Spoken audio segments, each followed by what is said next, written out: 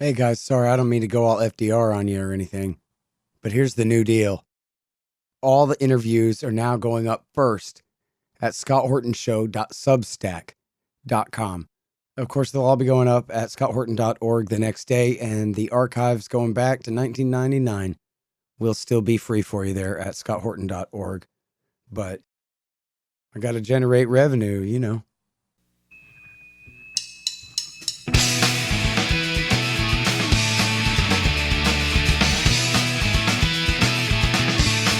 All right, y'all, welcome to the Scott Horton Show. I'm the director of the Libertarian Institute, editorial director of antiwar.com, author of the book Fool's Errand, Time to End the War in Afghanistan, and the brand new Enough Already, Time to End the War on Terrorism. And I've recorded more than 5,500 interviews since 2003, almost all on foreign policy, and all available for you at scotthorton.org. You can sign up for the podcast feed there, and the full interview archive is also available at youtube.com/Scott Horton Show. Hey guys, check it out. In studio here, I got Richard Booth, Oklahoma City bombing fellow at the Libertarian Institute. How you doing, Richard? Pretty good. How are you, Scott? I'm doing great, man. Thanks for coming by. Absolutely. Thanks for having me. Yeah, good to see you. So listen, I think some people, or I guess most regular listeners to this show, know that this has been a subject of mine for a great many years. In fact, since the day of the bombing, I've been interested in revisionist takes on it for various reasons I've discussed in the past. But I kind of like the story of how I came to your acquaintance. You came to me and said something like, "Oh, look, a guy who's interested in this story but is not a kook. Well, that's like me. I want to get to the bottom of this, not chase every ridiculous rabbit hole. So maybe we can work together." And I said, "Well, I got a bunch of documents." And then you said, "I also have a bunch of documents." And then we put our documents together to make the ultimate Oklahoma City bombing archive, which I'm so proud of that the Institute gets to host that. It's at libertarianinstitute.org/OKC. And it is the mother lode for researchers in terms of primary documents and all the best journalism about it too. And, I know that you've been hard at work on a book for a long time now. And I know that also there's kind of a new generation of Oklahoma City bombing researchers who now seem to be kind of joining you in your work. So maybe talk a little bit first about that archive and how you got interested in this story in the first place, and how it was that you were able to come across even more documents than me. By the time that we put this thing together, you have really just uncovered the motherlode of everything here, triple what Mother Jones had ever had when they did their great study of this. So, just start with, how you got into this, and then maybe we'll talk a bit about some of your new friends and some of the work you guys have been doing lately. Definitely. So I got into the bombing because when it happened, I was in high school and I was following it in the newspaper. And I saw the sketches of John Doe 1 and 2 in the newspaper, and I was curious as to who those people might be. And I was reading about it in the paper and reading closely about this John Doe 2 person, as McVeigh was identified within a couple of days of the bombing, and this John Doe 2 was not identified, and I didn't like that very much. And not too long after the bombing, in June of 1995, the FBI came out and said John Doe 2 does not exist.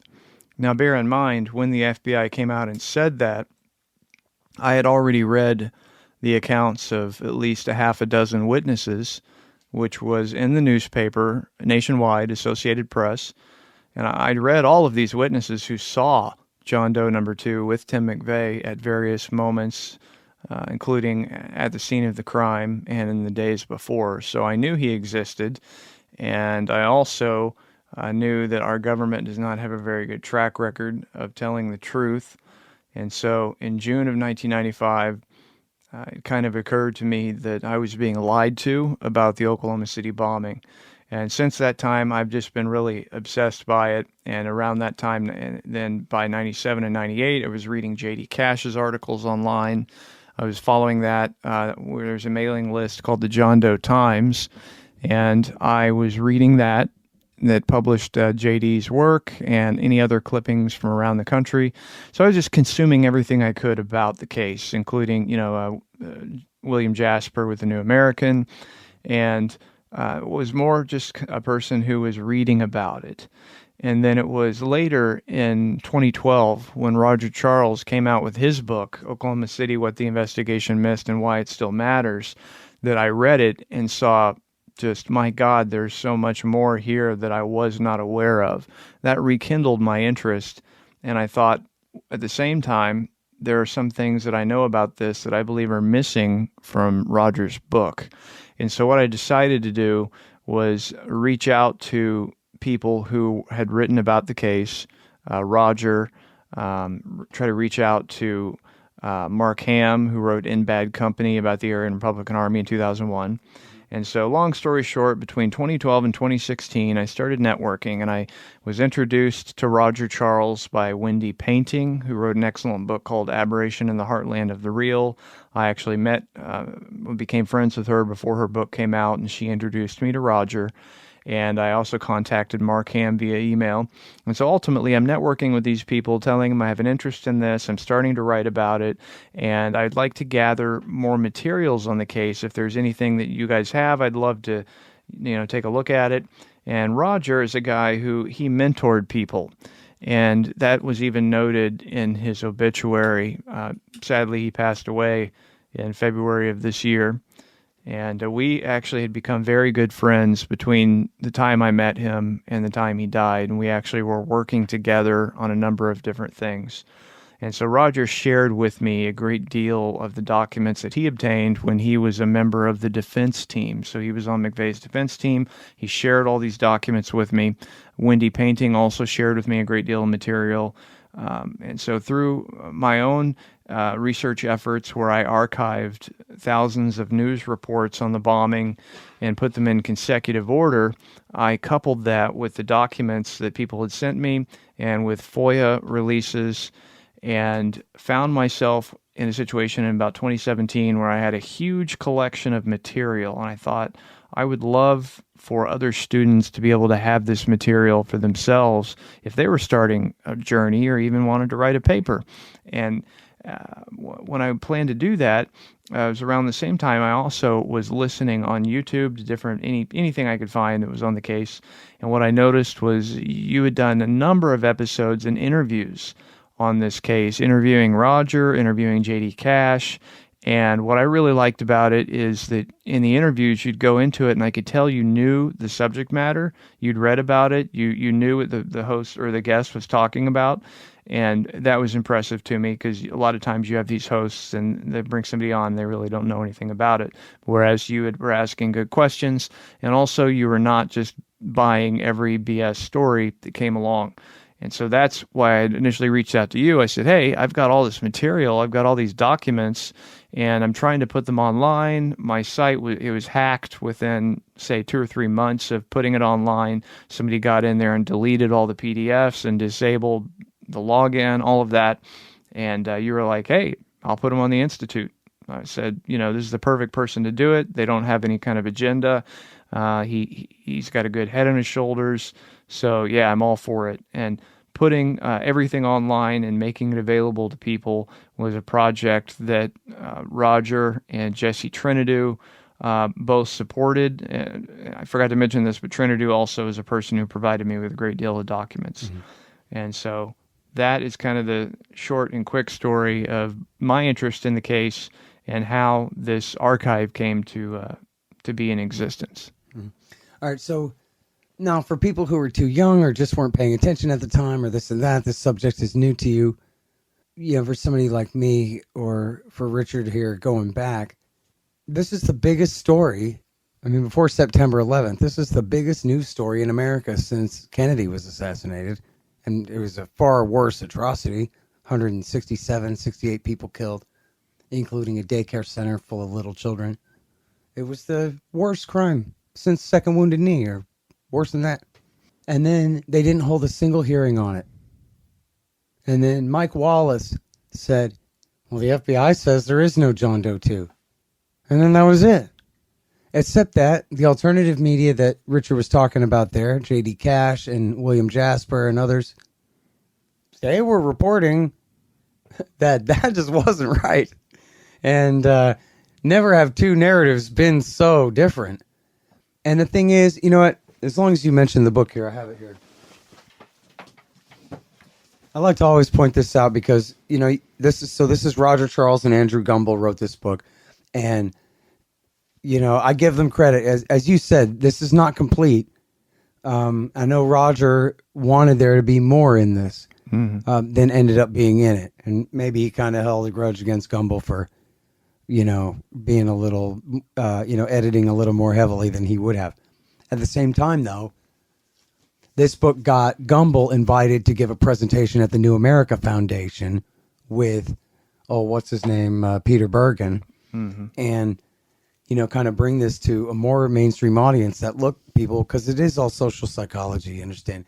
If this is just right-wing conspiracy theory stuff, then nobody cares. But if Gumbel can talk about this with Bergen at the New America Foundation, hosted by Anne Marie Slaughter and Stephen Clemens, then maybe it's okay to talk about. I mentioned the Mother Jones article earlier. James Ridgway in the Mother Jones. Read what he wrote. He's not a right-wing kook. He's James Ridgway, for Christ's sake. If you don't know who that is, look up James Ridgway. Trust me. And he ain't a left-wing kook either. He's a left-winger, but he's not a kook. This is real journalism about something that it should be absolutely impossible for them to have covered up the real story behind this thing. So I just want to point out from this book, this to me is the single most important fact in the book. And it's page 328 of Oklahoma City by Gumbel and Charles. And it says, Larry Mackey, he was the U.S. attorney who ran the trial, the Nichols trial. Privately, Mackey never stopped wondering if others were involved, and he said many of his colleagues felt the same way. If you had said to us, anybody in the room 100% confident that McVeigh was alone, raise your hand, we would have all kept our hands in our laps. Which is like kind of a weird double negative way to say it. Like, if you think we all let the guilty go free, raise your hand. They would have all had to raise their hands, is what he's trying to say. And then he goes on essentially, and this is, you know, throughout the book, I guess they talk about this, that the idea was no matter what, they had to get a conviction of McVeigh or a death penalty, sentence against McVeigh and hopefully against Nichols too. And that if they had to let anyone else involved get away with it, then that was the sacrifice they're going to have to make. Because if they admitted that it was a conspiracy of 8 or 10 people or whatever it was, then that obviously casts reasonable doubt on the role of the truck driver in the whole affair, etc. Now, obviously, that could be a modified, limited hangout of an excuse for letting these guys go. But I'm just saying, I'm bringing that up because that's their explanation of why they let them go. But I'm bringing that up because there's the prosecutor in the Nichols case, the federal U.S. attorney here, saying, if you ask my whole team, if we got all the guys that did it, none of them would agree that we did. Exactly. They would all agree we let people go. Yep. So that ought to be all you need to know to call for a general strike, to call for every needle to scratch off of every record and every priority to grind to a screeching halt. And we put this guy and his team up in front of a Senate committee and put hot lights on them and poke them with sticks until they start squealing. I mean, what the hell? Who is it that they let get away? And you and I already know the answer to that. But the point of the thing is that I'm trying to get to here is the level of cover-up and deception on the ratio to the severity of the crime and the number of people, the number of survivors of victims and the wounded themselves and so forth who are owed accountability for what happened there. They have not gotten it. And the degree to which they're owed, to the degree to which the truth has come out, is so skewed as to be simply unbelievable. But that's the point of it that people need to understand, is that they just looked right in your mom and dad's face and they just lied. They said this one guy and his one stupid friend who was 2 states away at the time of the bombing did it with no help. And if anybody helped him, it was Saddam Hussein, but forget that.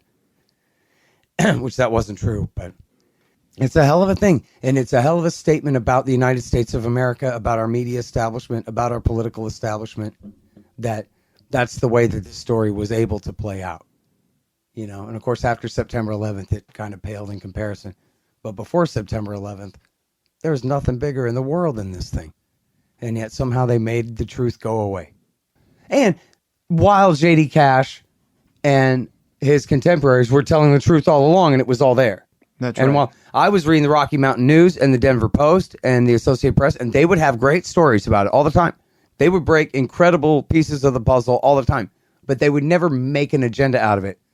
You would think that with the power of the AP, they could say, wow, with what we've uncovered here, we better keep going and make this a series and a special until we solve it, right? Nope. Never happened. Never held a single hearing in Congress.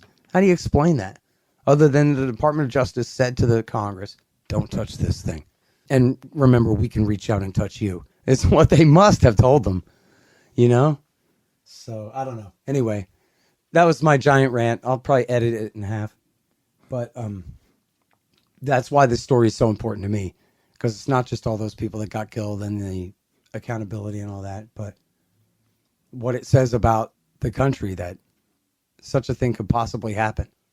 So now I don't want to dig into the whole story, but I guess people should know that essentially the theory is that a bunch of Nazis helped McVeigh do it and that he was a Nazi too, and that they were mostly a bunch of FBI informants and flip states witnesses, and that essentially, I guess the minimalist version is they got away with it right under the Fed's nose, and so the Feds covered it up and covered their ass. Is that about right? In large part, that is correct. And there actually is a good precedent, I guess, from the Fed's perspective as to why they may go about doing it the way that they did. And that is in 1988, there was a sedition trial in which about a dozen white supremacists were all brought on trial for sedition. And what happened here is they were all acquitted, every last one of them. And the reason for that is it was said that the Feds did not prove their case that every one of the people that was there was guilty. And so what you have is there was some level of risk aversion with the Department of Justice, where if in the Oklahoma City bombing, say you've got at least 6 people involved and you have rock solid evidence on one of them, maybe 2 of them, but your evidence for the others is not rock solid, you know, for example, as a detective or a researcher or investigator, you know they did it, you have the circumstantial evidence, but maybe you can't prove the case. Well, if that were to happen, it would create a problem where potentially McVeigh maybe wouldn't get the death penalty, because then the case can be made, like you mentioned earlier, that perhaps he was just driving a truck. He was a foot soldier. Maybe he wasn't the primary person. You understand? So there was a precedent and there was major risk aversion. What happened is they decided, I think, at some point that we're going to limit this to just McVeigh and Nichols, because we know for a fact that we can convict them successfully. And we also know for a fact that Timothy McVeigh is willing to take the fall. And the reason for that is he wants his so-called Aryan brothers to be able to continue the fight. And so in his mind, if he can make himself a martyr to the movement and allow his compatriots to escape, well, that's just perfect. He thinks he's winning here. He thinks, okay. Yeah, of course, he gets to take what he considers the credit, and then he gets to protect them. So in his mind, you know, he's double the hero. I remember the morning that they executed him, the TV lady, I may even have this audio clip somewhere. I'll try to check while we're talking. The lady says, oh yeah, it's so strange that his head was all the way shaved down to the skin. Yeah. Yeah, What's yeah. that about? Yeah. I wonder if that's meaningful in any way, huh? Well, okay, let's talk about this. I interviewed a guy who, you know who it is, even though it's a pseudonym. I don't know if the interview, I guess, hasn't posted as of this recording, but it will soon. It's a guy named Boltzmann Booty, and he wrote this article all about the role of Roger Moore, not the actor that played James Bond, in bankrolling the Oklahoma City bombing. This has always been very suspicious to me. If JD ever did a deep dive on it, I don't think I ever read that one. Yeah, JD, he didn't do a deep dive. on Roger Moore, and he did write about how Moore was suspicious and that it seemed obviously like the robbery that occurred, Moore was in on it, and Moore and McVeigh were buddies, but he didn't really do a deep enough dive into Roger Moore's background. And Roger Charles did do a little bit more in his book that you had read from a moment ago, and there are some very good details about Roger Moore in the endnotes in that book. And Boltzmann Booty, a friend of mine who actually he discovered our archive on the Institute, and he went in there and he started reading all the documents, and he pulled out all of the documents relating to Roger Moore. And what he found there is that not only, of course, was it obvious that Roger Moore was in on this so-called robbery to allow McVeigh to take possession of his firearms in order to sell them, to have money to purchase the bombing equipment and so forth, and to fund the bombing, but he also found that Roger Moore had deep connections to U.S. intelligence figures and that he was a CIA asset and involved with some of the people who were involved in Iran-Contra, and that he became a millionaire and was selling, he had a boat building business, and he was selling boats to basically the cocaine cowboys in the 80s who were working for the agency, and he was also selling boats to the United States Navy and to the governments of Vietnam and various other foreign governments. So this is a guy who's a millionaire, and in the early mid-90s, he's going out on the gun show circuit where he has a booth where he is selling firearms, and it's a job that Roger writes about in his book that Moore said he hated doing. He hated doing this. So here's a guy who's a millionaire, he's retired, he doesn't have to do this, but yet he is doing it. And what is he doing, really? He's networking with people. Yeah. And you look at his career, I mean, there's no way to believe that this guy, well, I don't know, I mean, you know, the 1990s militia, patriot gun show kind of thing. There's a lot of former special forces guys, a lot of former military, and maybe a few former spies. Sure. This guy, I have a hard time believing was an anti-government guy at all. He seems like he was just there on a contract doing work. That's surveilling somebody. It's absolutely what it looks like, because he was not primarily this anti-government figure. In fact, he had held his security clearance, worked for North American Aviation. He was working closely with people who were involved in Iran-Contra, with arming the Contras in Nicaragua and supporting, the government at that time. And so, yeah, what it looks like to me, and you can look at Boltzmann Booty's essay to find out a little bit more about this. I encourage you to look at that. It seems to me like he was involved in some type of operation where his job, I guess, is to network with these people who are targets of the U.S. government, targets of their FBI's PATCON operation, and people who are within the Patriot movement who might have been useful to intelligence agencies. And that's what it looks like, and that's what we think happened. Yeah, well, let's stop and take a break to get a Dr. Pepper, and then when we come back, I'm going to ask you about Strassmeyer. All right, I'm not going to ask you about Strassmeyer. I'm going to instead say this.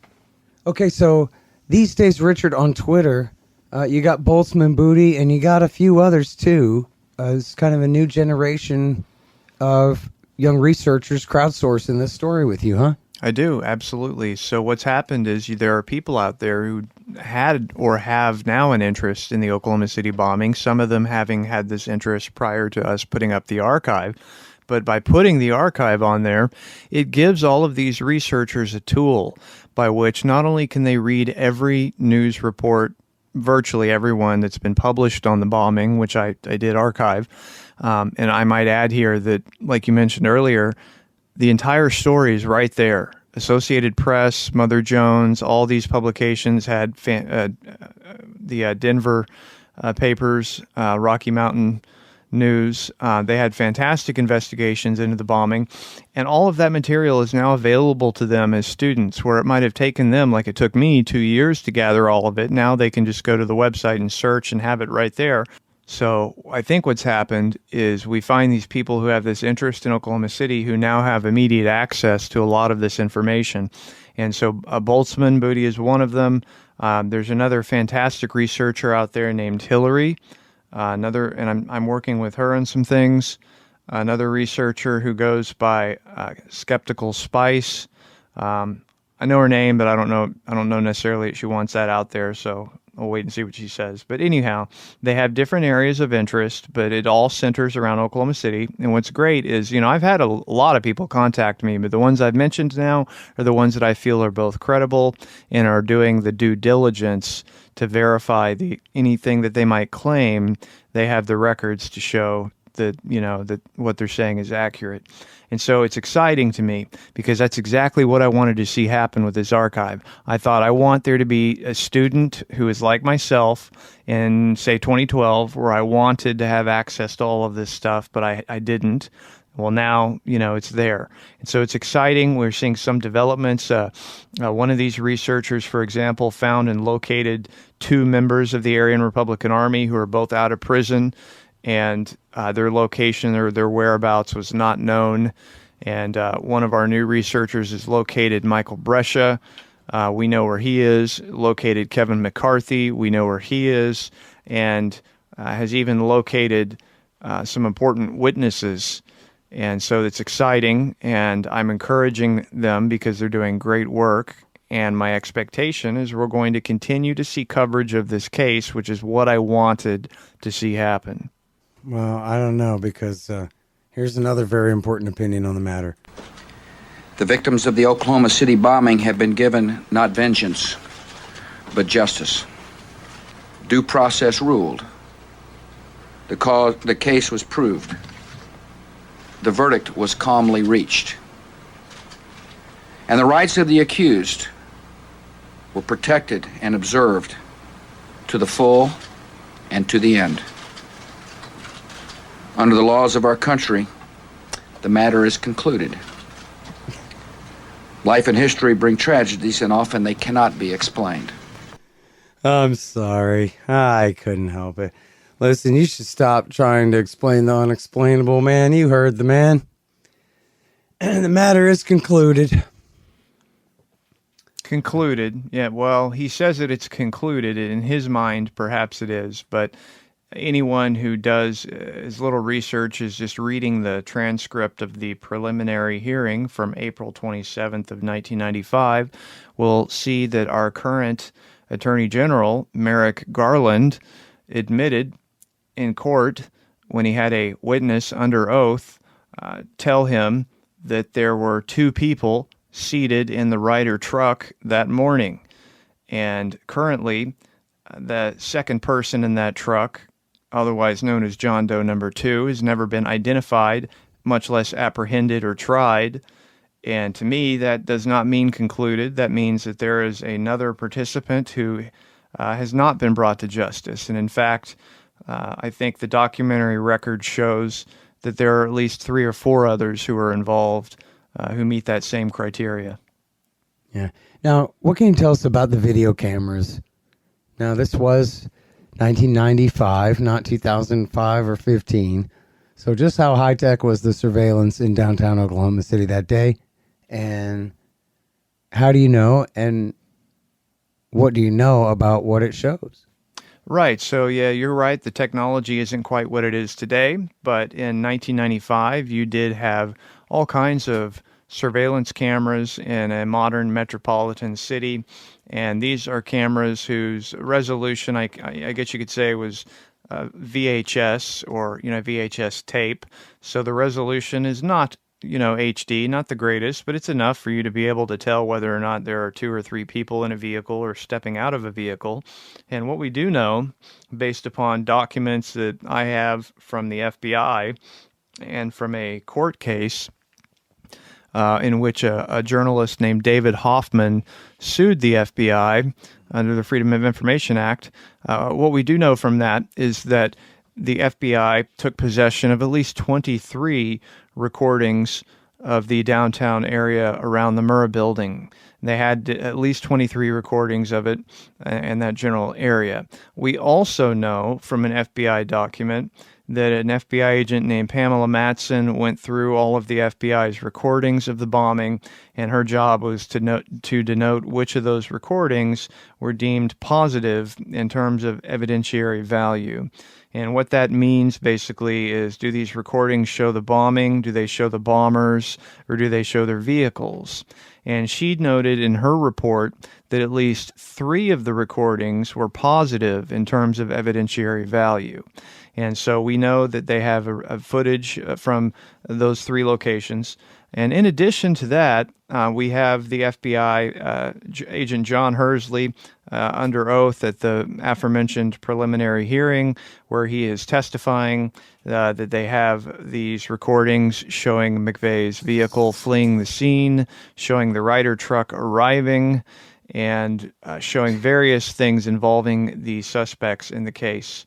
And so this all together, when you take it together and look at what's in the documents, it becomes clear that the FBI has recordings that show the bomb truck arriving, pulling up to the building, and the suspects leaving the Ryder truck.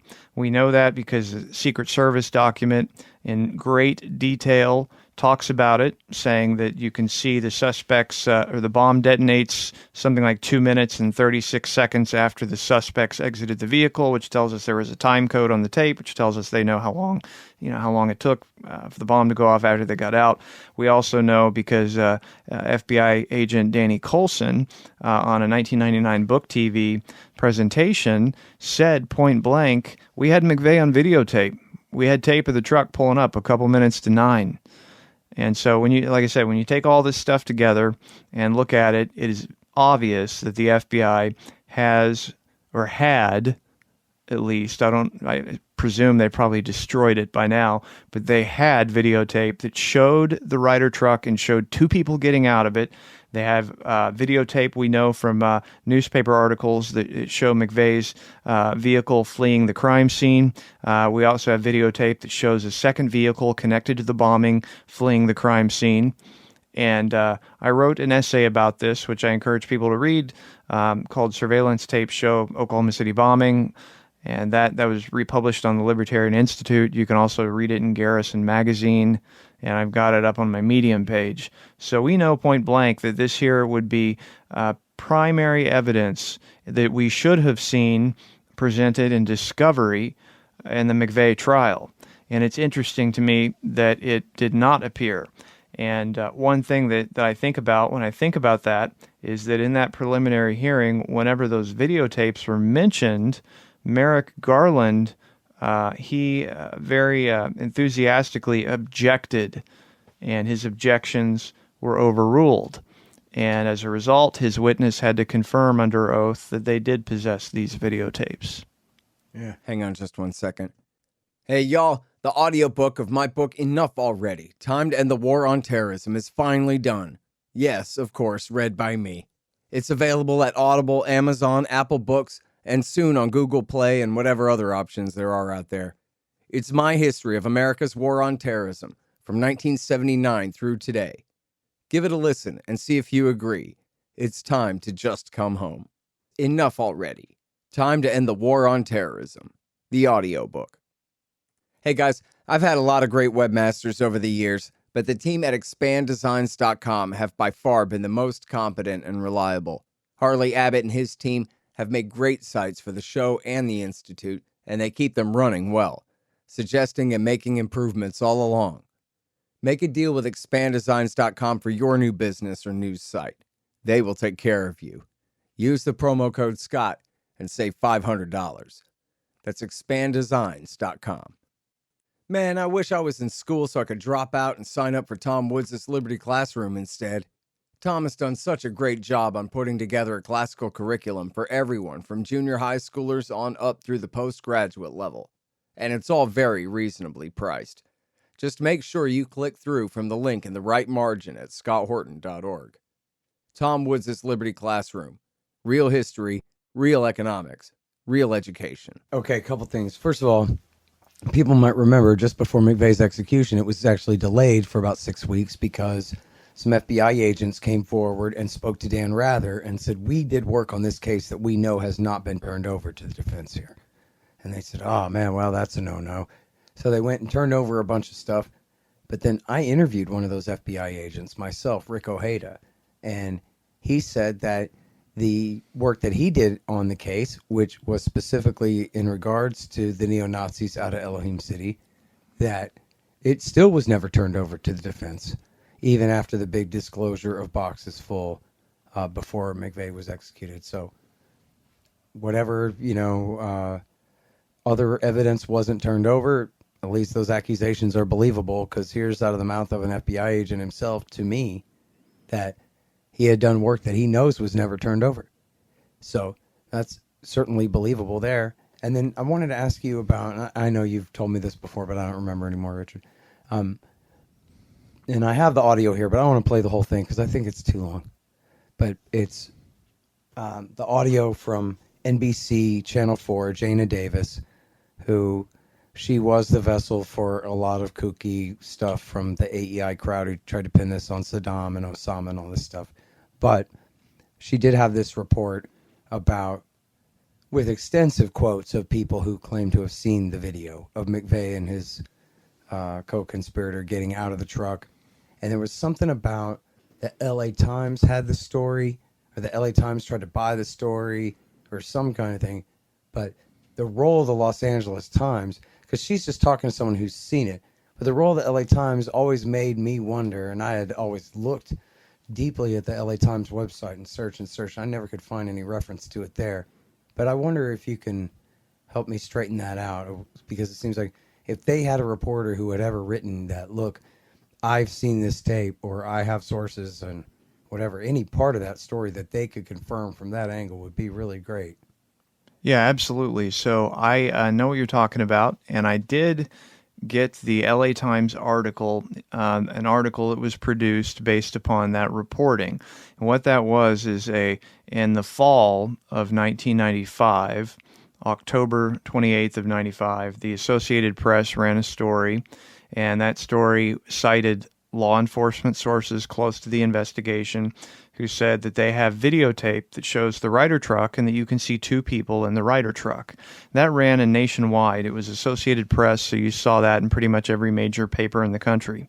So that's the fall of 95. At the same time, the LA Times publishes a report that kind of reports on that information, and they also have, the LA Times has a source. Now, they don't identify the source. Similarly, they say it's a law enforcement source who is talking to them about the fact that the FBI has a videotape taken from, I want to say 5th and Harvey, which is just right down the street. If you pinpoint it on a map, it's the Regency Towers apartment building.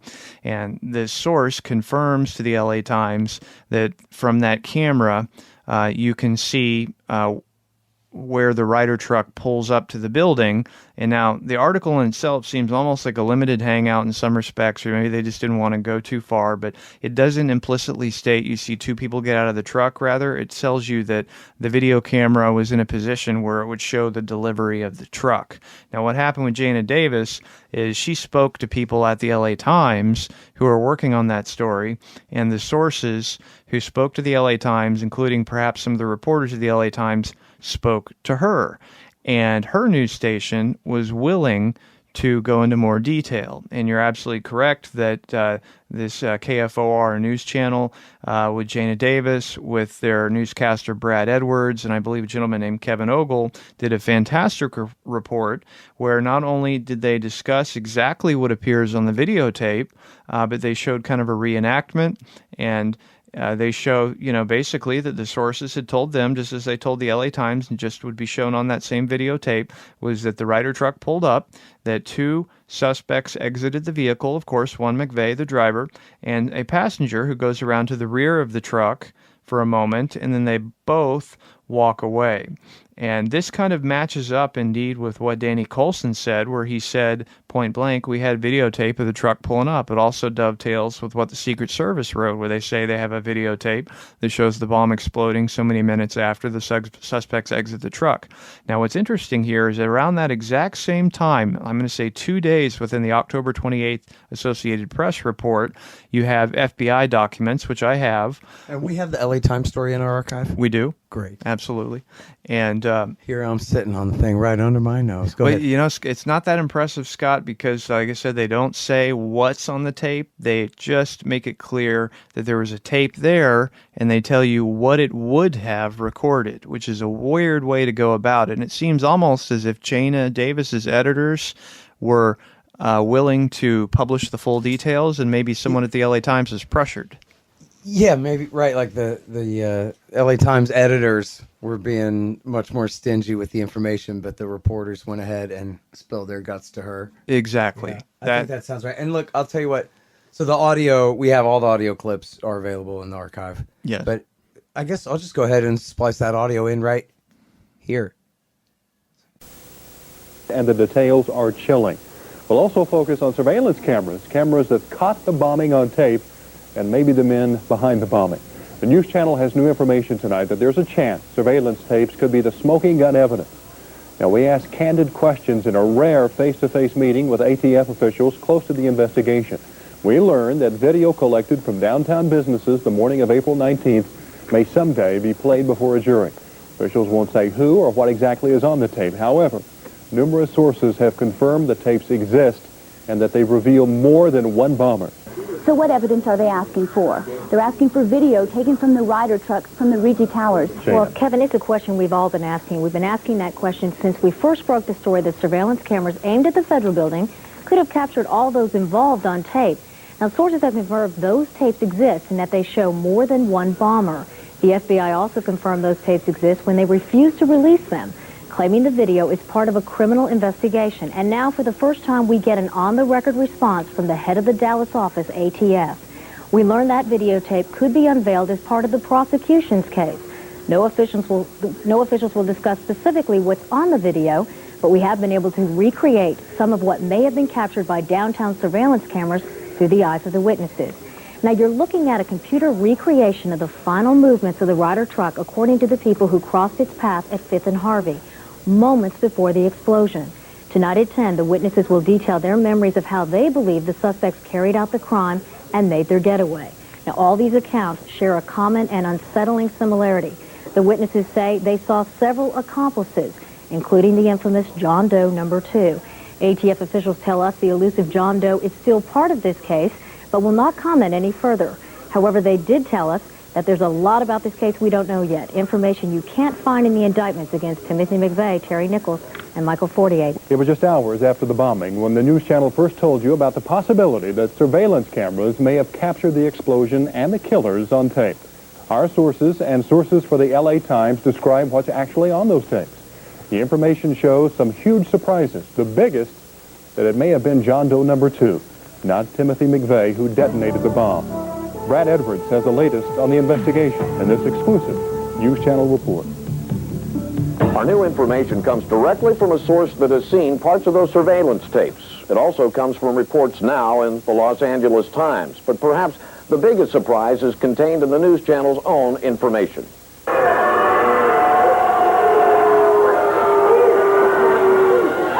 Timothy McVeigh was not the last person to leave the Ryder truck. In fact, another man sat inside the cab of the truck after McVeigh got out. We believe that man is John Doe number 2, a man who, for all we know, is still on the loose, leaving open a vital question. Was it John Doe number 2 who actually set off the bomb, not Timothy McVeigh, as we've all been led to believe? News Channel 4 has for weeks been demanding copies of the surveillance tapes from the FBI. The federal government so far is dragging its feet. But many people in the investigation have seen the tapes, and now so has a source willing to describe to the news channel what the tapes show. The LA Times report shows there was a surveillance camera near the corner of 5th and Harvey and another near the corner of 5th and Robinson. Federal investigators recreated the time sequence leading up to the bombing by matching the video and still photos from the surveillance cameras. Since we can't show you the tape ourselves, we're reenacting what our source says he saw on those tapes. As witnesses told the news channel before, the tapes show the Ryder truck parked in front of the Murrah building where we now know the blast went off. As witnesses also told us, the tape showed 2 men sitting inside the Ryder truck. A man strongly resembling Timothy McVeigh gets out of the driver's side, steps down. He then appears to have dropped something on the step up into the truck. He bends down and appears to pick something up off the step. Then he turns and walks directly across 5th Street toward the Journal Record building. All this time, John Doe number 2 is still inside the Ryder truck's cab, sitting on the passenger side. Time passes. The surveillance tape is time-lapse photography. Without knowing exactly the time interval between shots, our source can't be sure how long John Doe number 2 sat in that cab. What was he doing all that time? Then the tape shows John Doe number 2 getting out of the passenger side of the Ryder truck. Again, the tape shows that a bombing witness accurately described what happened next to News Channel 4. I was standing in the building, and I looked out the window, and I seen the Ryder's truck, and I seen the man get out of the Ryder's truck. The tape shows John Doe number 2 getting out, shutting the passenger side door. He steps toward the front of the truck and is momentarily out of the frame of the surveillance camera. But shortly, he appears back in frame, walking toward the rear of the truck, still on the sidewalk in front of the Murrah building. Again, he turns east toward the front of the truck, looking toward the street. John Doe number 2 then walks diagonally across 5th Street toward the east, as if heading toward the YMCA or the intersection of 5th and Robinson. He again leaves the frame of the camera. Another camera shooting from another angle clearly shows the actual explosion that destroyed the federal building and killed 169 people. So what does the mysterious John Doe number 2 look like in the tapes? The man who stayed inside the Ryder truck, possibly triggering the bomb? Well, his features are obscured by a baseball cap in the portion of tape seen by our source. The same kind of cap shown in the composite drawing first released of John Doe number 2. The cap was a sports cap, flame style. The man himself was taller than the man resembling McVeigh and much thicker in build. He appears to have a dark or olive complexion. Our source saw only a few minutes of tape. He didn't see all of the almost 20 minutes of surveillance tapes that reportedly were distributed to FBI agents around the country to help in their investigation. But they do show enough to raise some crucial questions. Who actually set off the bomb? What was John Doe number 2 doing in the cab of the truck after the McVeigh lookalike got out? And how did John Doe number 2 get away from the Murrah building? My understanding is there was a video of McVeigh getting out of the Ryder truck, jumping into this other pickup with John Doe number 2. Well, where's that video? Are we ever going to get to see it? That way you and I don't have to sit here and listen to it. Right, and as you can hear, there in the audio, it describes exactly what is on those tapes. And the fact, it just blows me away that nationally, in not the tabloids, not a conspiracy theorist blog, but in every major daily in the United States, you open it up on page 1, and here's an article which says, surveillance tape shows shadowy passenger and bomb truck. You have law enforcement sources who are quoted who say that you can see there's a passenger. It's speaking to the technology of the time. He says that you can't quite make out the face, but you can see somebody's there. So we know for a fact that these tapes exist, and also we've got these records from a FOIA lawsuit where the FBI admits in that FOIA lawsuit that they had 23 recordings. And what's very interesting here is that within days of that report that I just mentioned in the AP, someone from the FBI actually approached Dateline NBC, and they tried to sell to Dateline NBC for $1 million a videotape that shows the Oklahoma City bombing. And in these FBI documents, it says that the tape that the agent was trying to sell was screened at a Los Angeles or an Orange County sheriff's home, and those documents describe a screening that occurred whereby a compilation tape was shown, meaning it's one tape and it shows several different cameras on it, several different camera angles, all put in consecutive order, and it includes all the way up to the moment to when the perps exit the truck, going all the way up to the point that the bomb detonates. And so if we're to go by what's in the FBI documents and what's in the newspaper, what's reported on television, we should have a video that shows the bombing and it shows the two people getting out of the truck. Of course, the big problem with that is that the FBI claims that John Doe 2 does not exist. And so evidently we are not allowed to see that video, and we're supposed to believe that we never read this and that this never occurred. Right. Well, Horton busts out his Trapper Keeper from 4th grade. That's got my Oklahoma City bombing. There's some stuff about Terry Yeeke Yeah. FBI whistleblower ridicules crime lab. That would be all about our friend, what's his name? Whitehurst. Fred Whitehurst. Fred Whitehurst, yep. Oklahoma bombing investigators removed from FBI crime lab. See, they just made up that whole 4,800 pound thing. Oh, yeah. They had a receipt. In fact, I have from the audio. Yeah, everybody can check the audio. It's in the archive. The day it happened, they go, well, the cops are telling us that there was a car bomb parked outside with as much as 1,200 pounds of explosives. That's right, 1,200 pounds of explosives. And then a little while later, they go, we're being told now, we're being updated, and the cops are telling us that bomb may have been as much as 2,400 pounds. That's right, a 2,400 pound bomb. Exactly double. And then a few hours later, whatever it was, 4,800 pounds. Yeah, we think the bomb was 4,800 pounds. They decided that day. They later said that the receipt at McVeigh's house with Nichols' fingerprint on it, or Nichols' house with McVeigh's fingerprint on it, was for 4,800 pounds of explosives. And then that's how they know. And then Whitehurst said that no, so-called super Dave Williams at the FBI crime lab just lied and just made this stuff up, had a piece of plywood and claimed to have found ammonium nitrate crystals in it just because that's what they needed to find. And they didn't really, they were essentially just making it up. Yeah, nothing he did was scientific. What he would do... And think about how they did that day. It went from 1,200 to 2,400 to 4,800 on that first day. They're obviously just making that up. It's an estimate of some expert goes, well, I don't know, damage like that, I'd say it would have to be, I don't know, about 4,800. And then that just became the book of Mark, and you have to believe it or go to hell, What the hell is this, dude? It's exactly what happened. Hey, look, letter from Hoppy Heidelberg to Judge Russell.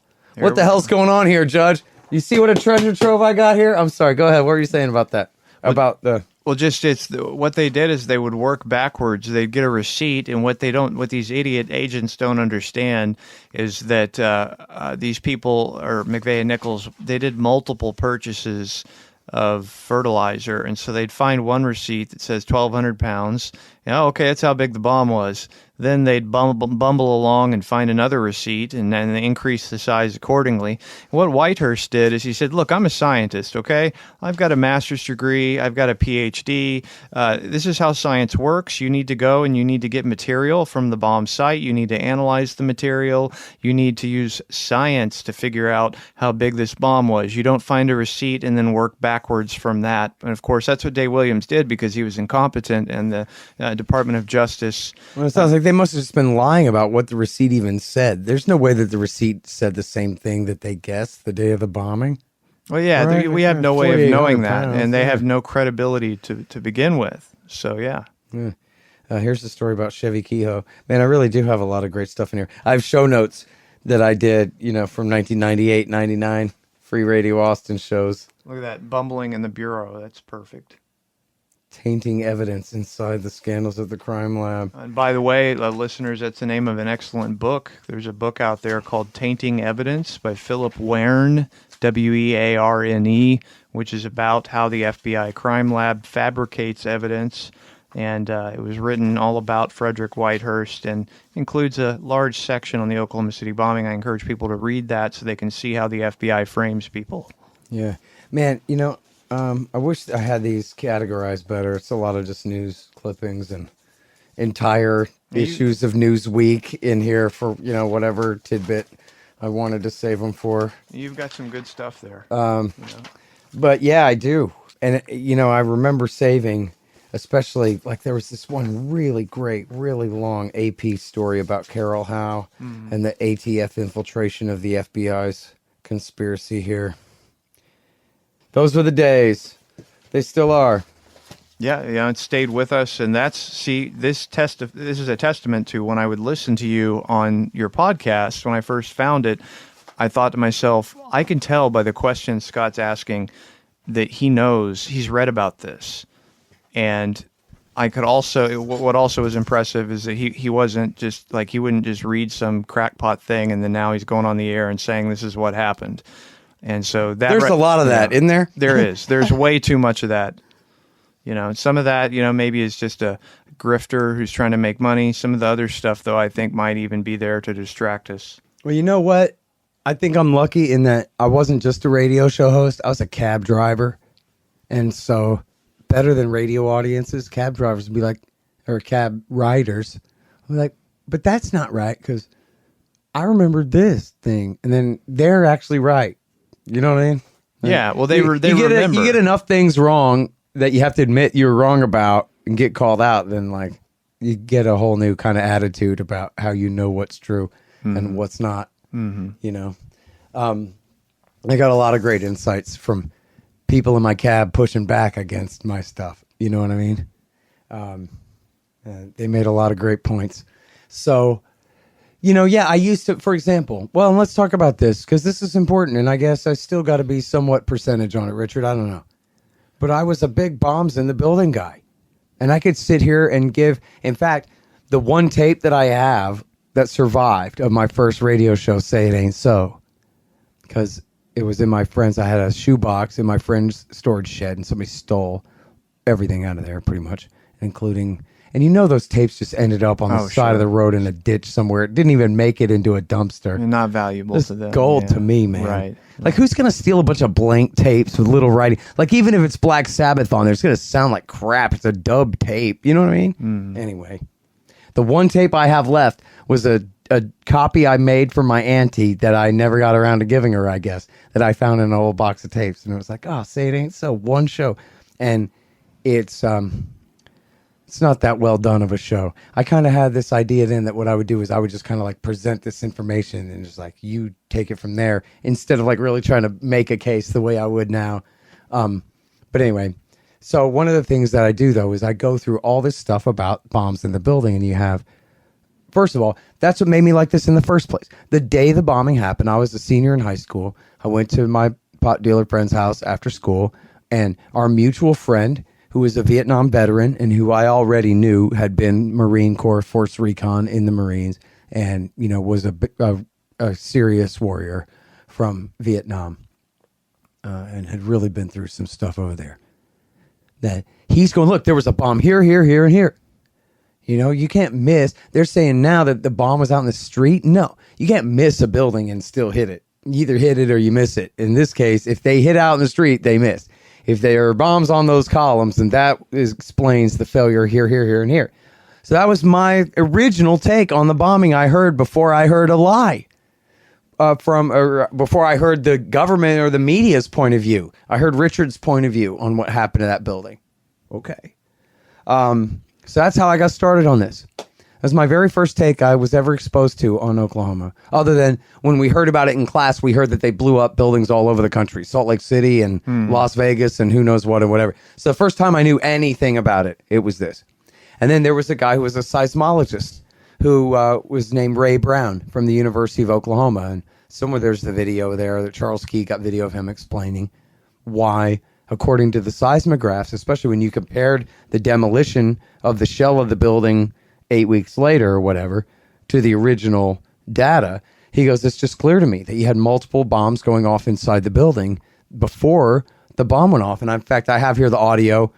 I guess I could splice it in here too. I don't know. I'm sure you've heard it of the witness. Well, now let me pull it up because I forget his name. I just saw it here. Hid under desk. Where is it? Michael Hinton? No, that's not him. That's somebody else. Was it VZ Lawton? Well, it was VZ Lawton I interviewed. And then, you know what? This guy's name is not on the clip. Okay. But, well, here, let me just play this real quick. Well, yeah, what the hell, why not? So if you weren't under that desk, you wouldn't have made it. Well, my floor was okay, and the ceiling had come down, but there was still concrete above, so it was just a corner of the office that was left that we were in. Everybody else that we worked with is gone. Are you okay? Just the corner of your office was okay, and the rest of the floor was completely flattened? And we go over the edge and look, and you can see the sky and as far down as you can look, and just a hole. And which floor were you on? Fifth. On fifth floor. Just the one corner of the fifth floor wasn't completely flat. From the east, I don't know what the west end of the building looks like. Did everybody just crawled under the desk after?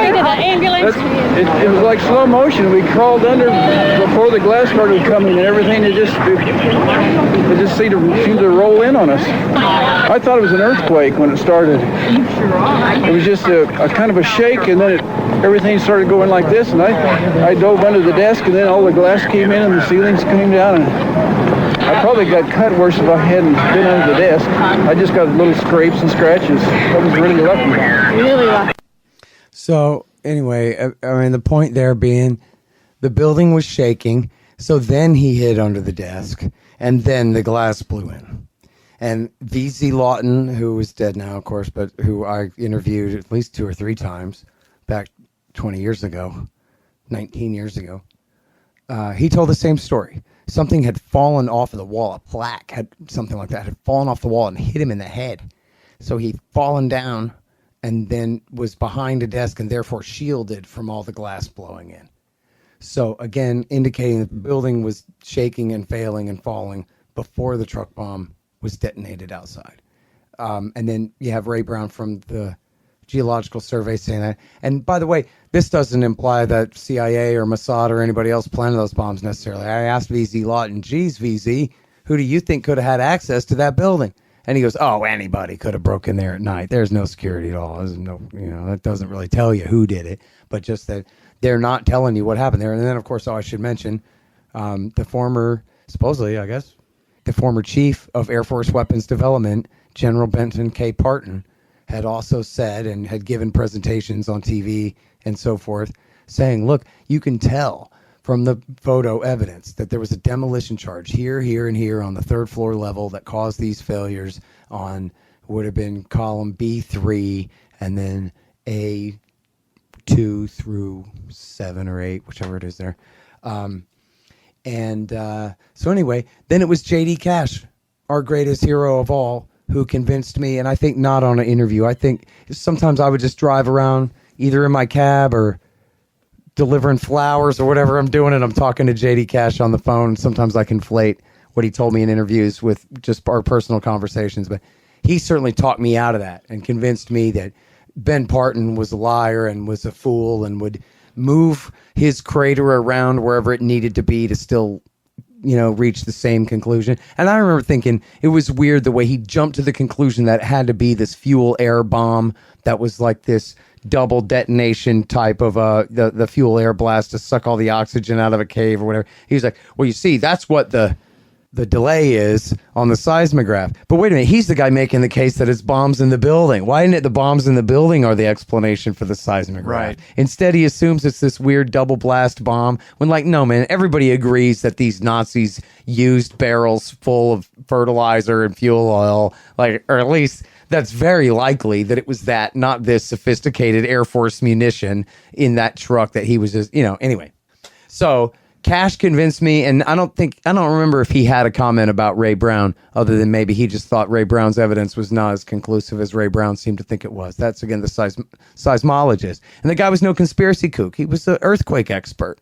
But he was like, man, that was the way it looked to me. And he had a whole video presentation where he explained it.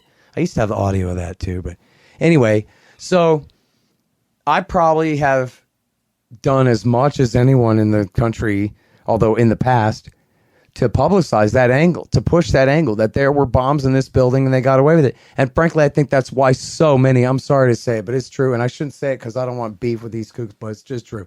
This is why so many of the early 9/11 truther stuff was wrong, because it was based off, it was from people who already were Oklahoma truthers before 9/11. So the first thing we all wondered to ourselves was, were there bombs in the building?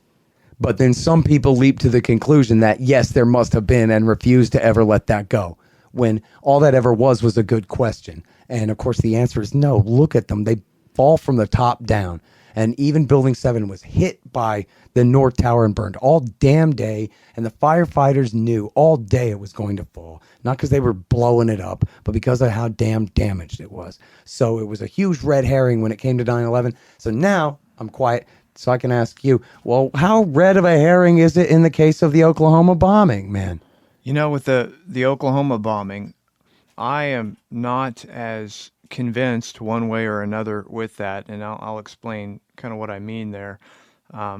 What I see. I'm sorry, let me interrupt you. I just Yeah. realized I have the sound of the bombs here going off, recorded from across the street there. Now, I know that, obviously it's like a tape recorder bouncing around in a briefcase or something here, but here, listen to this. Confirmed by attorneys for state and co-personal representatives.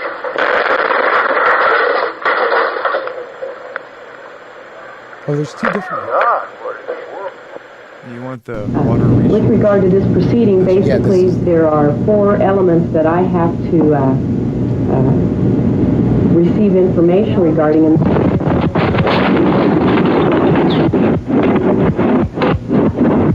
So a lot of that is just muffled, this and that. But at the beginning, it does kind of sound like 1, 2, 3, 4.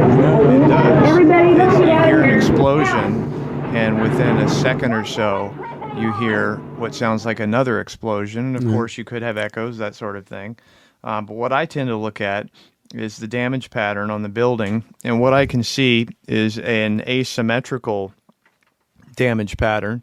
Although that can be explained, though, too, by the architecture of the building, because from the ground level up to the 3rd floor, you have these much larger columns. Then at the 3rd floor, you have this big truss that goes across, and then you have 2 columns for every one at the bottom there. So in other words, though, if you take out 1 or 2 of those bigger columns at the bottom with the truck, then it's not just collapsing that truss straight down, but it's all interconnected. So it would make sense that it could at least conceivably pull 1 column from the 2nd row in with it as it's collapsing. You know what I mean? Since it's all being kind of pulled forward and down.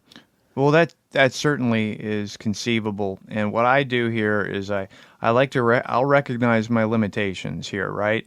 I see myself as I'm not, on the level of a structural engineer or an explosives expert.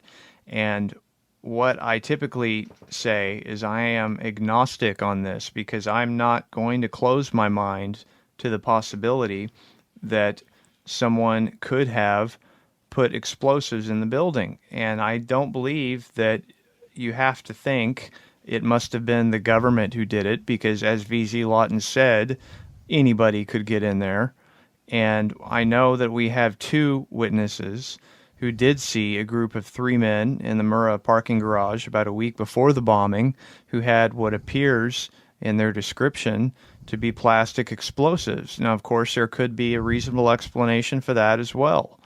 And so one thing, though, that I think happens with this particular issue... You say you got multiple witnesses on that? Yes, indeed. Because I only know of one that I don't like so much. Who's the other one? That's right. There's Jane Graham, and this is what kind of caused me to maybe change my opinion on her a little bit, is there's another lady who worked in the Murrah building named Ruth Schwab. And Wendy Painting interviewed Ruth Schwab, and it was published in the Rock Creek Free Press in about 2008. And at the time when I first came on your show and talked about this, I was unaware of her. And I talked to Wendy about it, and I read the interview, and I thought, well, darn, she said the same thing that Jane did. And then my problem was Jane said 3 or 4 different things. Well, she said the same thing on her 96 affidavit and her 97 affidavit, and I also later got her FBI 302 report, and she said the same thing there.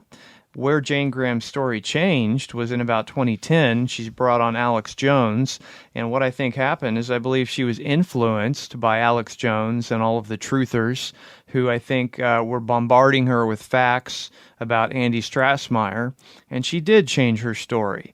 And she did say that one of the people she saw in that garage was Andy Strassmeyer, and I do not believe that. I look at what she said to the FBI in her 302 report the week of the bombing and see that it's identical to what she said in her written affidavit from 96 and her video affidavit, and I tend to think that's probably the more accurate recollection because it was so close to when it happened. I think I disagree. I think that the change was before 2010. It was around then. It was way after. It wasn't in the 90s. I don't think that's right, man. I remember, You know, the one where she's sitting there, she has the porch clock on her coffee table. Yeah. And she's like got her kids with The her. And stuff. the 97 video affidavit. Yeah, like that thing was a mess. It was an absolute mess. And she it did was not a mess. mesh. And look, that's 13 years before 2010.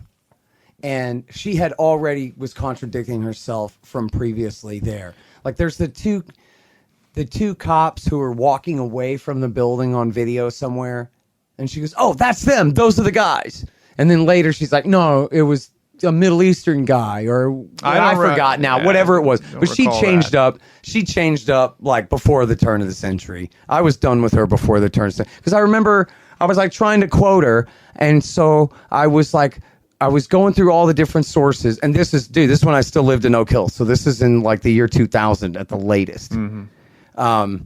I'm going through all the different things that she had claimed, and I'm trying to come up with like a concrete list of things that she had said, and there was nothing concrete. It was like there wasn't a single quotable quote there that was useful, and certainly nothing that stood up next to what else she had already said. So forget 2010 and Prison Planet, man. She just couldn't, you know.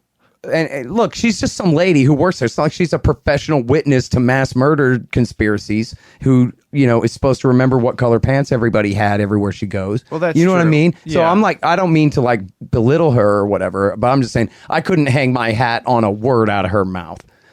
Hey, man, you guys should all sign up for the Libertarian Institute's email list. Will Porter's been putting together this great newsletter every week. And all you got to do is go to the bottom of the page at libertarianinstitute.org and sign up there. It's real dang good.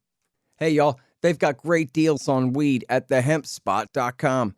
The Hemp Spot specializes in Delta-8 tetrahydrocannabinol instead of Delta-9, so they can send it straight to you anywhere in America. Recently, a friend moved and didn't have a guy in his new town, but then he heard about thehempspot.com on my show and was saved, figuratively and literally, because if you use the promo code Scott, you get 15% off every order and free shipping on any order over $100. Legal jams, bud, gummies, and the rest in your state. Thehempspot.com. Spell the THC. You guys, my friend Mike Swanson has written such a great revisionist take on the early history of the post-World War II national security state and military-industrial complex in the Truman, Eisenhower, and Kennedy years. It's called The War State. I have to say, it's the most convincing case I've read that Kennedy had truly decided to end the Cold War before he was killed. In any case, I know you'll love it. The War State by Mike Swanson. She was hard to follow. What I did is I took her 302 report, and from 95, I took her written affidavit, and I took her video affidavit, and I transcribed it, and I took all three of those and put them together.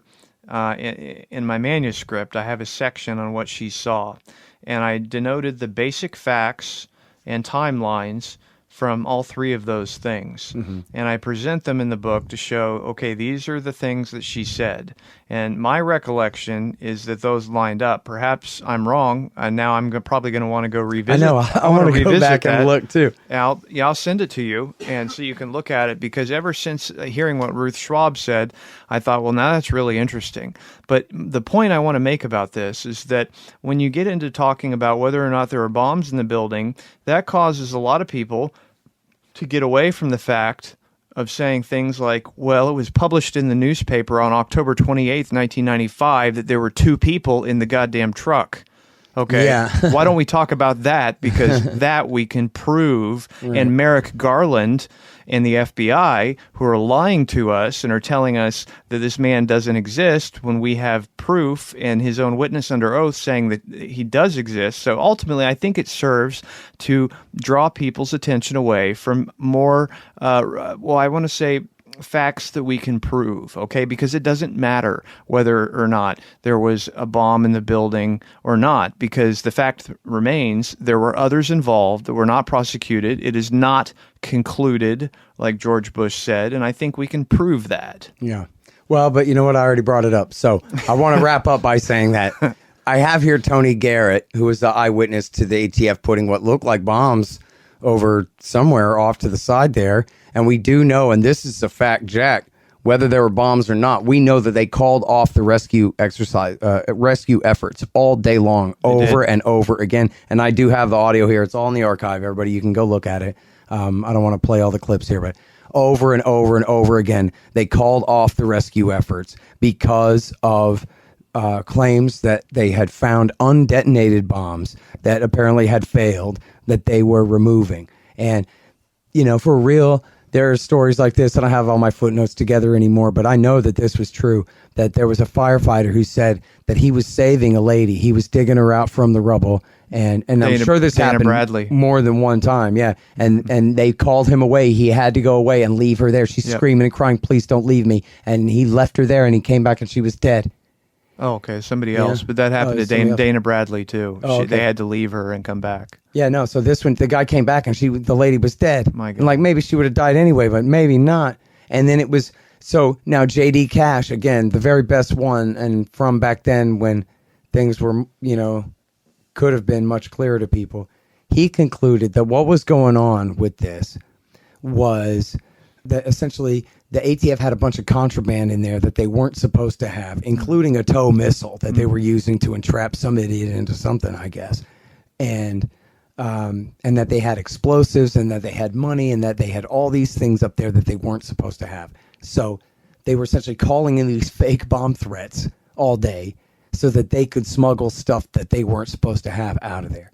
Now, I don't even believe that the implication, Richard, was that any of their explosives had gone off, right? The idea was if there were bombs that they were all placed at the third floor level in these strategic places and whatever, not something in the evidence locker that had just been shaken by a blast wave and detonated that way somehow or anything like that. So what you're saying is that they're using it as a pretext in order to get out of the building the things that they legally could not store above a daycare.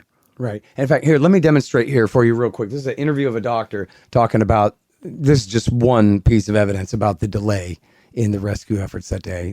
This is from NBC Channel 4 in Oklahoma City from that day. All right, let's take a look now, if we could. I understand we just received videotape in a news conference held just a few moments ago at St. Anthony's Hospital. Okay. This is Tom Caniglione. He's medical director of St. Anthony Hospital. This is Jim Maravich. He is Chief Operating Officer and Executive Vice President of the hospital. I'll give you their cards after the conference is over so you'll know the spelling. Doctor, can you tell us the situation? The situation at the present time is that we have treated more than 56 injuries. There have been several more since last count. At the present time, the medical teams downtown are unable to get into the wreckage to retrieve more of the injured because of the presence of other bombs in the area. I've been told by the police department that just as soon as those bombs are defused, they will permit the medical teams to enter. And then once the medical teams enter, we expect quite a large number of rather badly injured individuals being brought here. Okay, so there you go. That's the guys at the hospital going, well, we're being told by the cops we can't go in. So we're waiting around. So they did that over and over all day. And J.D. Cash's conclusion was that it was a red herring that anyone had detonated bombs inside the building. But this did go to show malfeasance by the ATF. And even then, dude, what's going to happen? You might be embarrassed. It's not like any of them could possibly go to jail. But meanwhile, they're calling off rescue efforts for injured, bleeding people. Oh, it just goes to show their priority. That's who they are, these guys.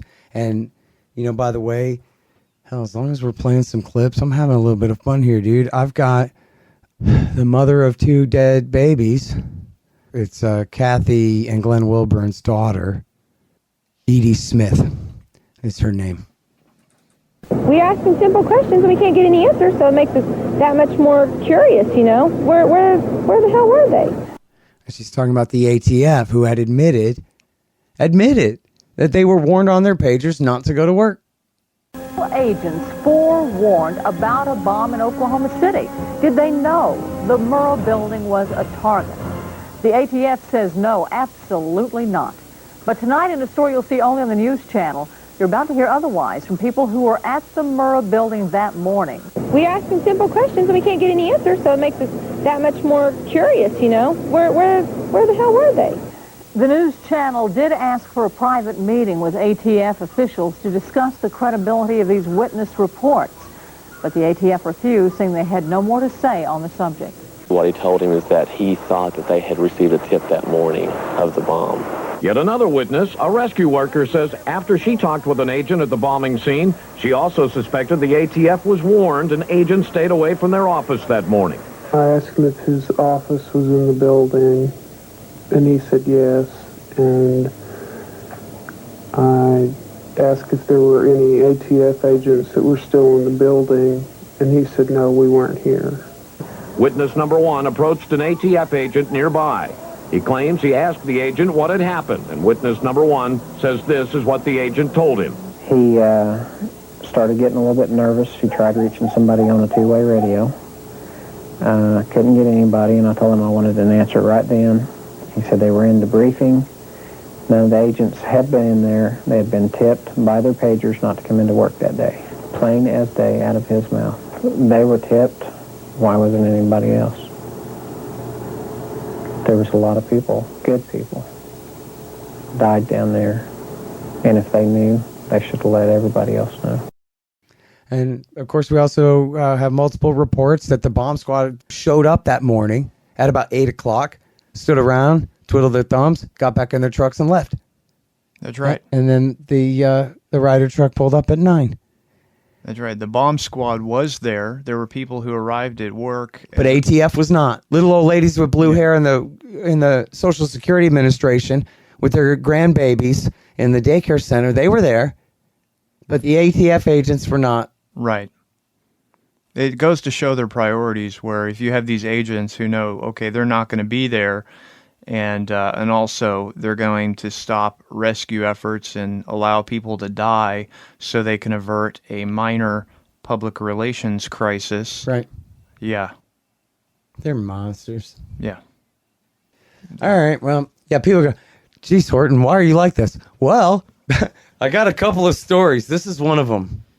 I almost don't know where to go. There's so much to talk about still here without telling the whole story. I'm a little more interested in you, Richard, and in this kind of new movement to get to the bottom of this. Again, it's been 25 years. I mean, The Politics of Terror came out in 97, 98, had tons of great stuff.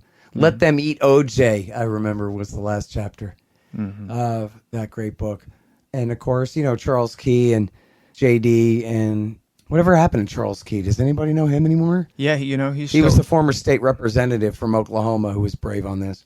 Yes, he formed a grand jury, impaneled and led an effort to impanel a grand jury to investigate the bombing, and they gathered a great deal of evidence and then produced an excellent report in June of 2001 called The Final Report. You can buy it on Amazon.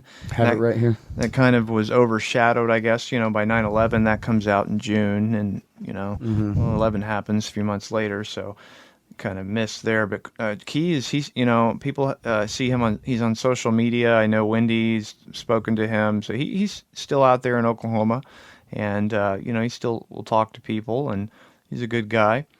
And with this new generation, it was just my hope, because we're seeing that the people who were investigating it, David Hoffman died. Roger was getting up there in age, and Jesse Trinidad as well. We have Wendy Painting covering the case, but my number one concern was I don't want this to just go away. I don't want to be in a situation where I'm the only guy who's interested in it, who maybe is going to write about it. And so the fact that we're seeing multiple students come forward on this case, who not only are students of the case, but are doing great work, have located people, have located witnesses, have uncovered information from documents. Even one of these students has provided information to Wendy Painting for her next book that she's working on. This particular person has an interest in one of her subjects, and I know that she has provided at least one citation to Wendy. And so I believe that many hands do light work, And so that's what I want to see here, and we are seeing it, and that's very exciting to me. Yeah, absolutely. And, this is America, so there won't be accountability, but it'd be nice if we could settle on pretty definitive narrative of who exactly was involved and what all they did here in a way that, even to surpass the grand jury report there. A real tight narrative. I can't wait to read your book. I wish you'd hurry up, but I know you got to wait until you have the details where they go. So business is business and first things first and all that. But, I'm anxiously awaiting it, that's for sure.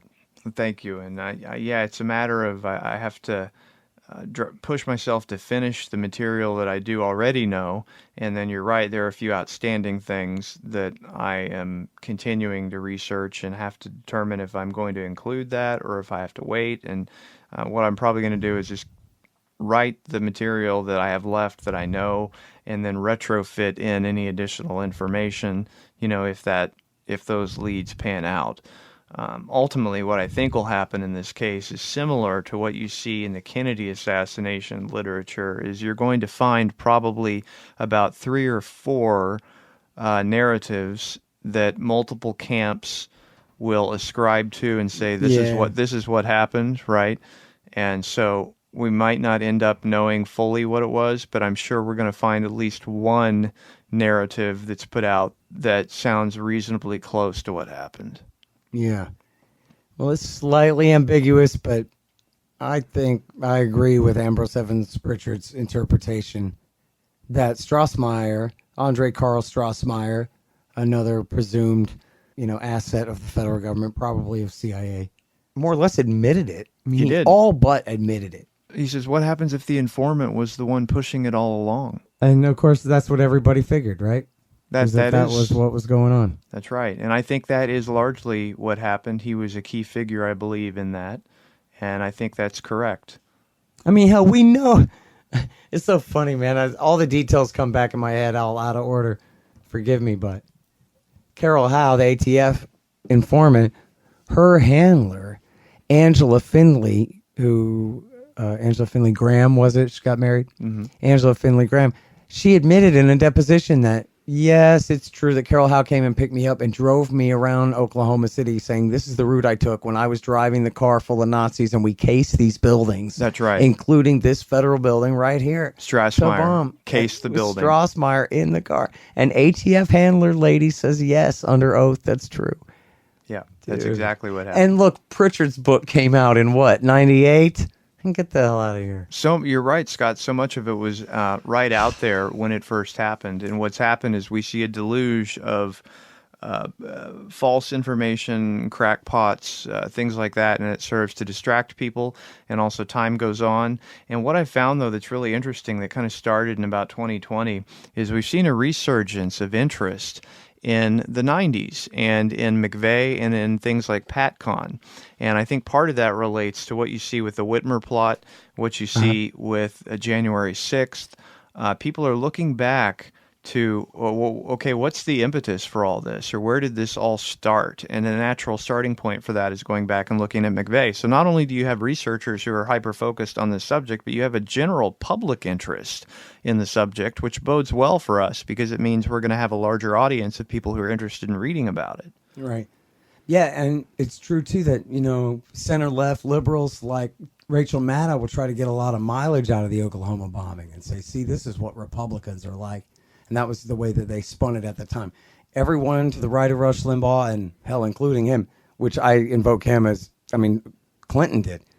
But he was like the center right. It's not like he was a far right winger. He was a conservative. He wasn't like a Rockefeller Republican, but he was not a far right winger at all. But they blamed him and every other person in the country to the right of him, too, for this thing. Yeah, they made McVeigh into the poster boy for not just terrorism, but also suggested all of our political opposition, anyone who's a conservative, they could turn in. To me, they it's could be like, this. thanks, Rachel Maddow. You know what? Go ahead, keep bringing this up. I actually at one time had a volunteer with some artistic skill did a great little mashup of Rachel Maddow and John Doe number 2, and we put it on a bumper sticker said Rachel Maddow is John Doe number 2 and did the Oklahoma City bombing. Everybody knows that. She does look a lot like John Doe 2, actually. I don't know if that's still at libertystickers.com. It might be, but yeah, no, that is another reason why this story is still important, because they're going to try to beat you and me over the head with it. Like somehow we're responsible for it. In fact, this is one of my grudges about this story forever, man. It just worked.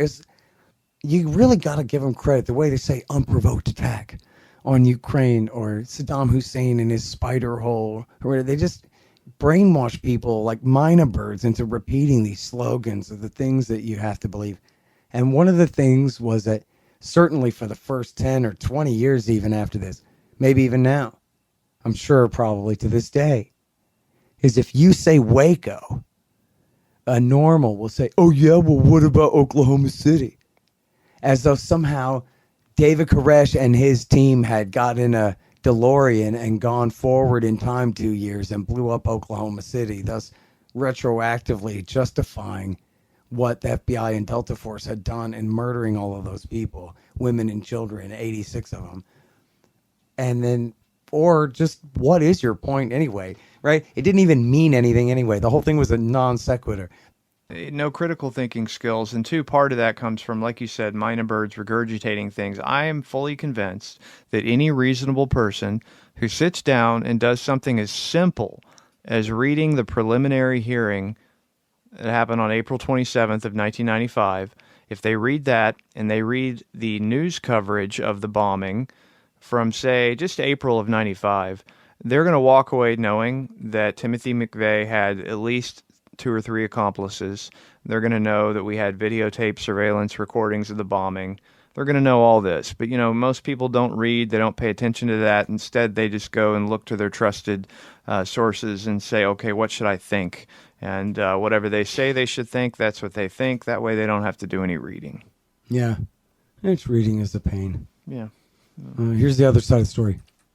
Based on a sketch of 2 men believed to be the bombers. One sketch showed a dead ringer for Timothy McVeigh, but John Doe number 2, according to the FBI, turned out not to exist. So authorities focused their attention on Timothy McVeigh, Can you who was imagine having charged to with be the a crime producer just 2 days after the at bombing. CBS News? Yeah, my job at CBS News, I'm the guy that tells Mike Wallace to tell people, well, the sketch of the first guy, perfect. Sketch of the second guy, well, actually, that was a ghost of an imagination of a dude who never lived, so forget it. And then that word, and then that's it. And everybody went to work the next day, and around the water cooler, they said, did you watch Dancing with the Stars or whatever? And they didn't talk about how, it is funny, isn't it? How John Doe 2 turned out not to exist. Like, why didn't they just murder a guy and then go, oh, well, that was him, but, he pointed his gun at us or he reached for his waistband or something, so we blew him away. But that was obviously John Doe 2. Would have been a lot more plausible, right? Right, but Just they know we kill can a hobo or something. We can get away with just saying that he wasn't real. And Yeah, it worked. Yeah. They didn't need to kill a bum. They just had Mike Wallace say it, and everyone's like, all right, I guess. Must be. Yeah, and these witnesses who saw John Doe 1 and produced a sketch that looks very much like Timothy McVeigh, what Scott just mentioned reminded me that one of the arguments I make in my manuscript is that it doesn't make a lot of sense to have a group of witnesses where you say they were 100% accurate about John Doe 1.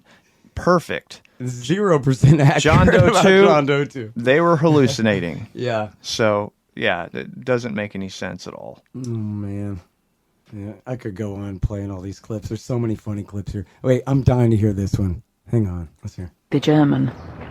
I launched into tell me what you can about Andy Strassmeyer.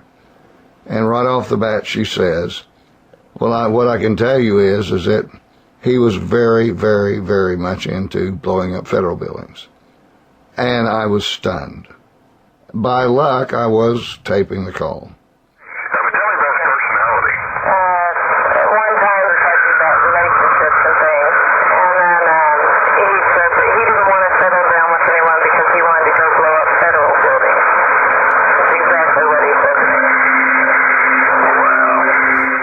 She said, I know a lot about what's going on up there. And she goes, I warned him what was going to happen. Well, I just about fell over. I gave them warnings, targets, specific targets, addresses of targets, names of targets.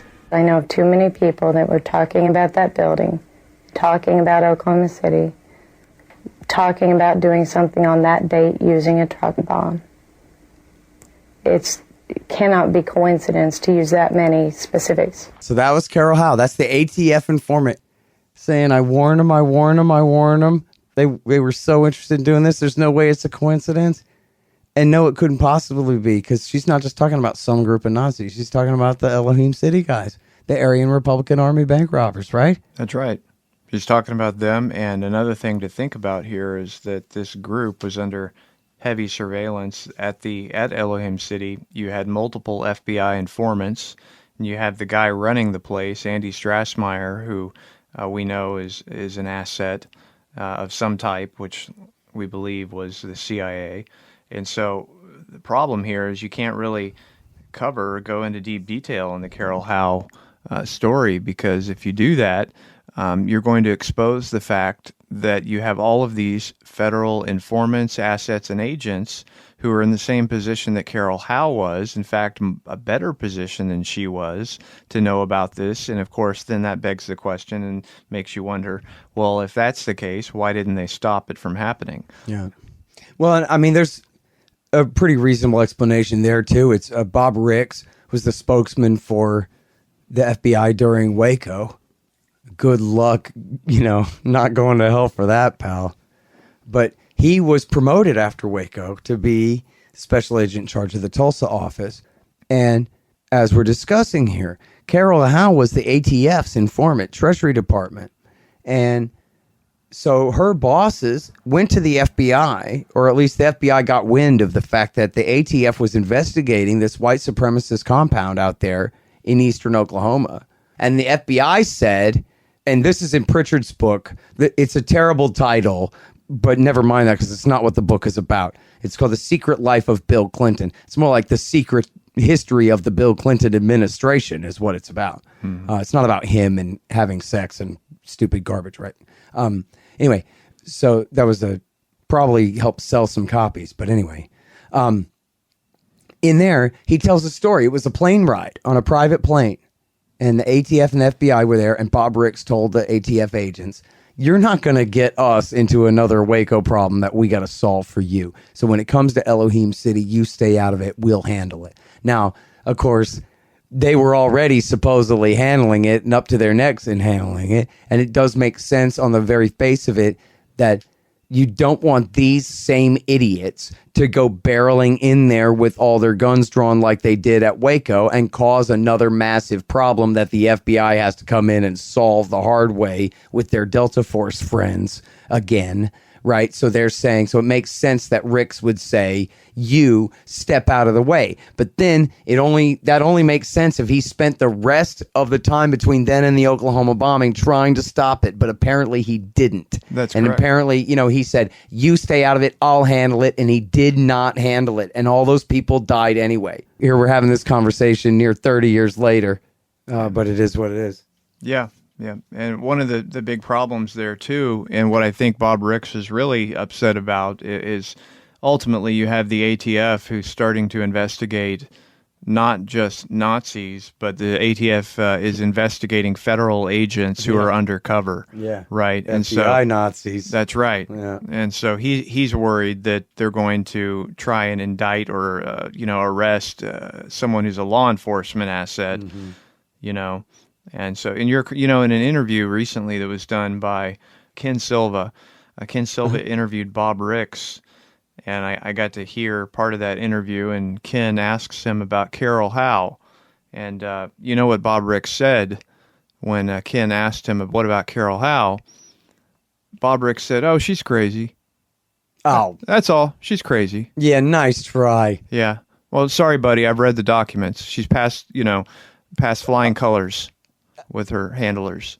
That totally was seen as completely competent, very much effective, and was not in any way deemed crazy. But, when you're Bob Ricks, you can say things like that, just like, when you're Mike Wallace, you can say that John Doe 2 doesn't exist, and all rational thinking just goes out the window. What a world. I'm telling you. All right, listen, we're at about an hour and a half here.